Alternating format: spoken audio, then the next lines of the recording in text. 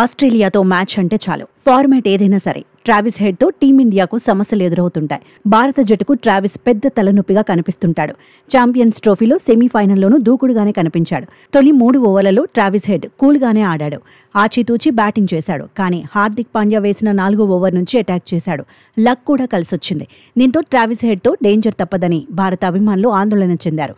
ఆయన క్రీజులో ఉన్నంతసేపు హెడ్ పరేషాన్ చేశాడు.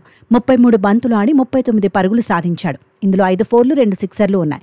118.18 స్ట్రైక్ రేట్తో ట్రావిస్ హెడ్ బ్యాటింగ్ చేశాడు. అయితే ఆసీస్ ఓపెనర్గా కట్టడి చేసేందుకు 6 ఓవర్లోనే కుల్దీప్ యాదవ్ను రోహిత్ బరిలో దింపాడు. కానీ ఆ ప్లాన్ వర్కౌట్ కాలేదు. దీంతో వరుణ్ చక్రవర్తికి హిట్ మ్యాన్ బంతిని అప్పగించాడు. ఇన్నింగ్స్ 8వ ఓవర్ను మిస్టరీ స్పిన్నర్స్ అందించాడు. అయితే వరుణ్ చక్రవర్తి బౌలింగ్లో ఎదుర్కొన్న తొలి బంతికే ట్రావిస్ హెడ్ పెవిలియన్ చేరాడు. ఓ రకంగా హెడ్ క్రీజ్లో మరింత విధ్వంసం చేయకముందే భారత అస్త్రం పనిచేసింది.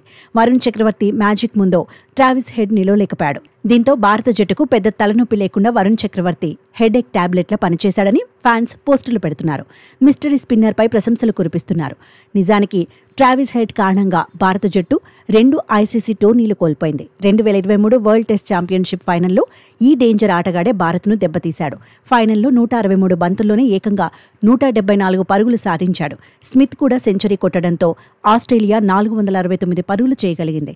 ఆ తర్వాత తొలి ఇన్నింగ్స్లో టీమిండియా 296 పరుగులకు పరిమితమైంది. రెండో ఇన్నింగ్స్లో ఆసీస్ 8 వికెట్లకు 270 పరుగులు కొట్టింది. టార్గెట్ చేజ్లో భారత జట్టు 234 పరుగుల దగ్గర ఆగిపోయింది.